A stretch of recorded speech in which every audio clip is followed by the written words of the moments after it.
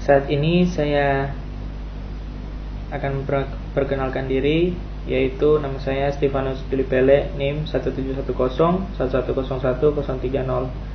Saat ini saya akan menjelaskan untuk tutorial pembuatan grafik dalam Microsoft Word. Pertama-tama kita buka Microsoft Word. Kemudian saat ini saya menggunakan salah satu hasil yang terdapat dalam jurnal Chemistry Progress volume 10 nomor 1 bulan Mei tahun 2017 dengan judul Analisis Fitokimia dan Uji Toksisitas dari Kulit Batang Kersen dengan nama latin Muntingia calabura. Nah, pada jurnal tersebut terdapat salah satu tabel, yaitu tabel kandungan total fenolik, flavonoid, dan tanin kulit batang kersen. Untuk membuat grafik, pertama-tama klik menu Insert, kemudian pilih menu Chart. Di sini terdapat berbagai macam jenis grafik, ada kolom, line, pie, bar, area, dan lainnya. Nah, saat ini saya akan menggunakan cluster kolom, salah satu yang terdapat pada jenis kolom. Klik OK.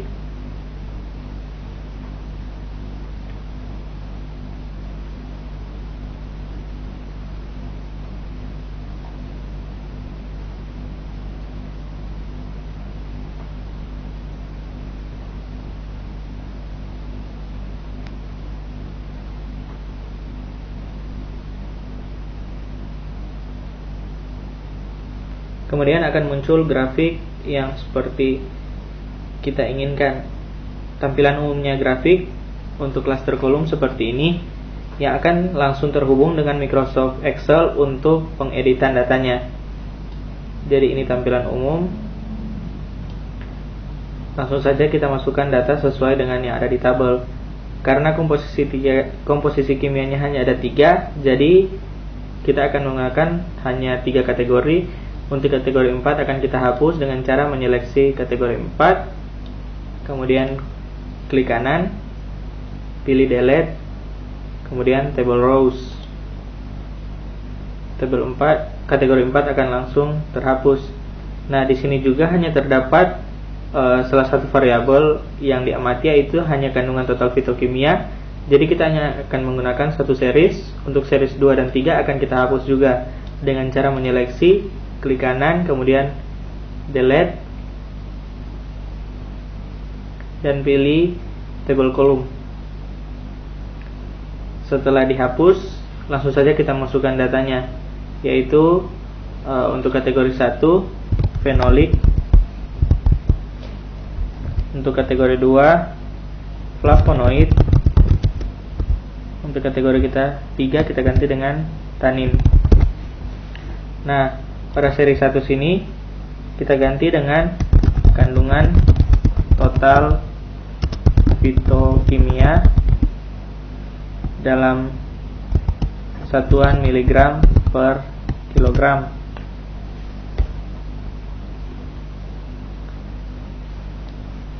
Untuk datanya, yang pertama untuk senyawa fenolik 44,91. Nah, untuk Microsoft Excel simbol koma itu diganti dengan titik. Jadi kalau kita memakai simbol koma pada Microsoft Excel, itu akan mengubah ke angka ribuan.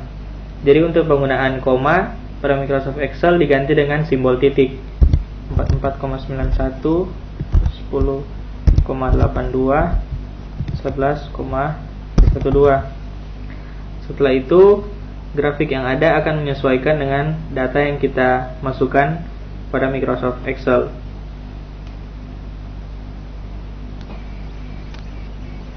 Seperti pada gambar. Selanjutnya, apabila kita ingin mengubah tampilan pada menu kolom ataupun baris, kita klik menu desain, kemudian switch row atau kolom. Nah, seperti yang bisa kita amati pada grafik, itu akan berubah. Tampilan kolom dan baris akan ditukar seperti ini. Jadi sesuai dengan yang akan kita inginkan atau akan kita gunakan. Jika tidak ada lagi yang perlu diedit pada Microsoft Excel, kita close saja. Kemudian di sini terdapat beberapa jenis style untuk cluster kolom, tergantung dengan apa yang akan kita pakai. Demikian penjelasan saya untuk tutorial pembuatan grafik dalam Microsoft Word. Apabila ada kesalahan, mohon dimaafkan. Selanjutnya saya akan menjelaskan, yaitu untuk memasukkan gambar dalam Microsoft Word. Pertama-tama kita harus mempunyai beberapa tulisan ataupun kata maupun paragraf. Setelah itu dapat kita masukkan gambar dengan cara membuka Microsoft Word, kemudian masukkan tulisan yang akan kita gunakan. Untuk saat ini saya menggunakan isi tulisan dari jurnal yang pembuatan grafik tadi. Nah, di sini kita arahkan kursor ke tempat yang dimana kita ingin masukkan gambar. Supaya lebih gampang, saya menaruh kursor di samping kata Indonesia, khususnya di samping huruf I. Kemudian kita cari gambar yang akan kita gunakan. Kemudian klik gambar tersebut. Bisa klik kanan dan pilih menu copy ataupun shortcutnya. Untuk jalan pintasnya kita gunakan Ctrl C. Kembali lagi pada Microsoft Word yang tadi, kemudian kita paste. Bisa juga dengan klik kanan. Nah, saat ini muncul gambar yang kita ingin masukkan. Kemudian untuk pengaturan ukuran gambar, kita dapat mengatur dengan cara mengklik sudut kanan atas, kiri, ataupun sudut kanan bawah dan sudut kiri bawah, untuk memperbesar dan memperkecil ukuran gambar sesuai dengan kita inginkan. Akan tetapi untuk ukuran gambarnya tidak proporsional, maka kita gunakan pada menu format, kita sesuaikan untuk panjang dan tingginya. Nah, untuk panjang dan tinggi yang di sini dapat kita atur berapa senti akan kita gunakan. Misalkan kita pakai 2 senti, panjangnya akan langsung menyesuaikan. Begitu pula dengan kita mengatur pada tingginya, panjangnya akan menyesuaikan. Jadi untuk pengaturan di sini aspek rasionya benar-benar bagus, karena apabila kita hanya mengatur salah satu, yang lain akan menyesuaikan, dan menurut saya itu lebih efisien atau lebih proporsional. Untuk memasukkan caption atau keterangan pada gambar tersebut, kita tinggal klik kanan pada gambar tersebut.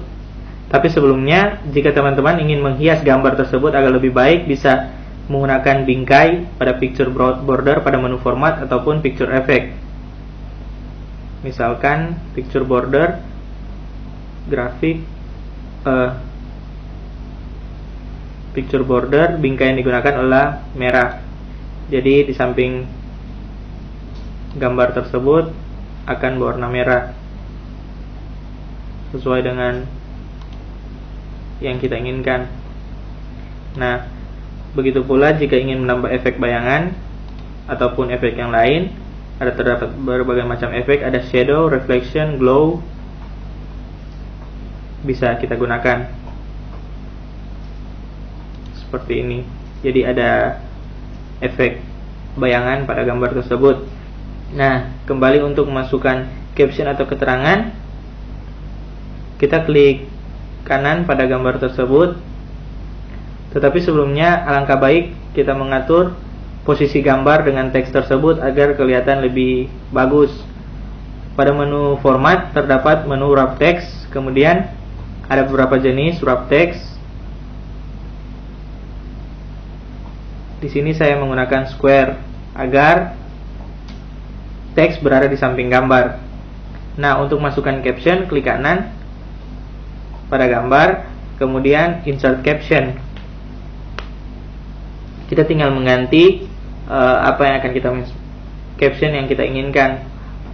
Selanjutnya klik tombol OK. Itu metode cepatnya. Bisa juga untuk teman-teman yang akan menggunakan caption, bisa menggunakan text box pada menu insert, kemudian pilih menu text box, kemudian draw text box.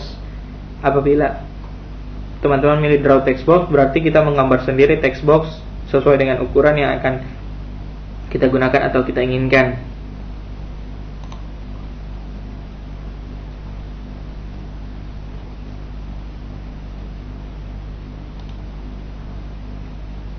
Selanjutnya, untuk memasukkan gambar dengan cara yang lain, yaitu kita mengklik menu insert, kemudian insert shape, pilih shape atau simbol yang akan kita gunakan. Di sini saya akan gunakan yang pertama persegi. Jadi klik rectangle dan kita akan diberi kursor yang berbentuk plus untuk menggambar persegi tersebut. Nah, untuk di sini kita dapat menyesuaikan atau dapat mengatur sendiri ukuran dari shape itu sendiri. Untuk memasukkan gambar, kita klik kanan pada shape tersebut, kemudian format shape. Nah, pada format shape tersebut akan terdapat beberapa jenis, yaitu pada menu fill, klik picture or texture fill untuk memasukkan gambar. Kemudian pilih menu insert untuk mencari atau memasukkan gambar yang akan kita gunakan.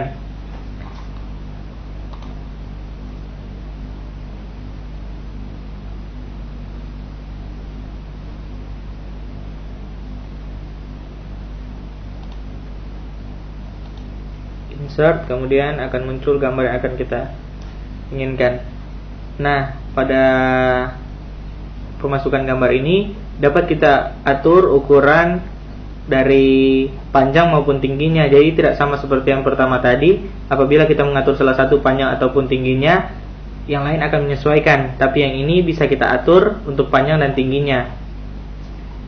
Misalkan kita atur panjangnya 2 cm, tingginya 2 cm dan panjangnya 2 cm. Akan otomatis seperti ini.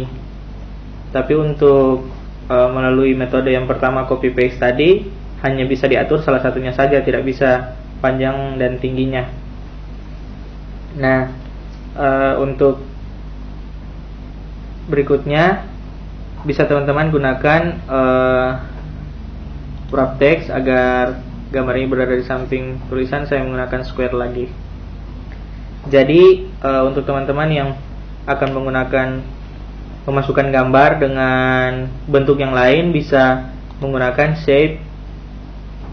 Kemudian terdapat beberapa shape yang ada di sini. Misalkan ada oval, ada rectangle, rounded corner, maupun segitiga, triangle. Jadi tergantung kebutuhan maupun yang teman-teman inginkan. Selanjutnya, untuk membuat gambar bisa berkaitan dengan gambar yang lain atau terhubung dengan gambar yang lain. Jadi tidak hanya satu gambar, tapi sekitar 2 ataupun lebih gambar tapi saling berkaitan. Artinya apabila kita akan menseleksi gambar tersebut untuk memindahkan, itu tidak hanya satu gambar, tapi kedua gambar tersebut akan langsung berpindah bersama-sama. Misalkan yang di sini saya menggunakan shape rectangle lagi. Kita gambar ukuran yang akan kita buat.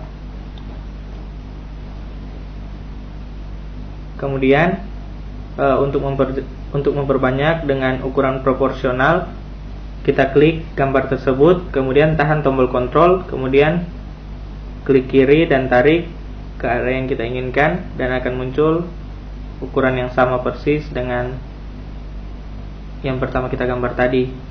Nah, untuk memperbanyak, untuk membuat 2 atau lebih, kita klik kedua gambar tersebut dengan menseleksi, tahan tombol kontrol, kemudian tarik ke arah mana yang akan kita buat. Jadi akan muncul rectangle yang baru lagi. Nah, ketika sudah muncul rectangle seperti ini, dapat kita masukkan gambar dengan cara pilih menu format shape karena sudah terbuka tadi, tinggal pilih menu fill, picture or texture fill. Jadi gambar dapat kita pilih lagi dan masukkan lagi.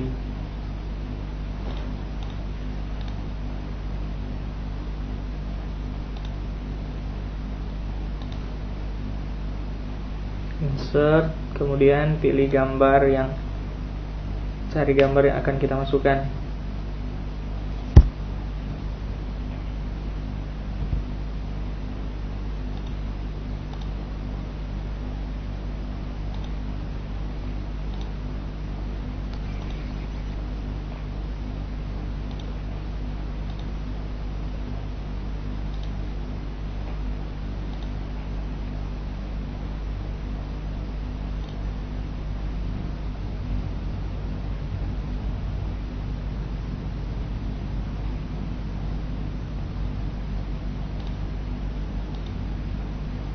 Jika sudah selesai memasukkan gambar, kita seleksi gambar tersebut agar bisa kita kelompokkan atau kita grupkan dengan cara tahan tombol kontrol, kemudian klik gambar tersebut, keempat gambar tersebut, dan pilih pada menu drawing tools, klik menu format, kemudian ada menu group di sini.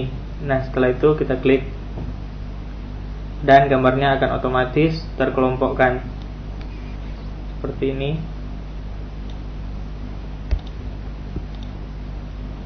Maaf, ada salah satu gambar yang tidak terseleksi.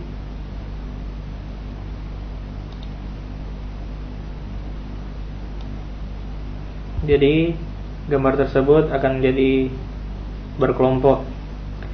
Untuk pengaturannya dapat kita atur kembali untuk wrap text-nya apabila kita akan menaruh gambar tersebut di posisi mana sesuai dengan keinginan ataupun yang kita ingin gunakan.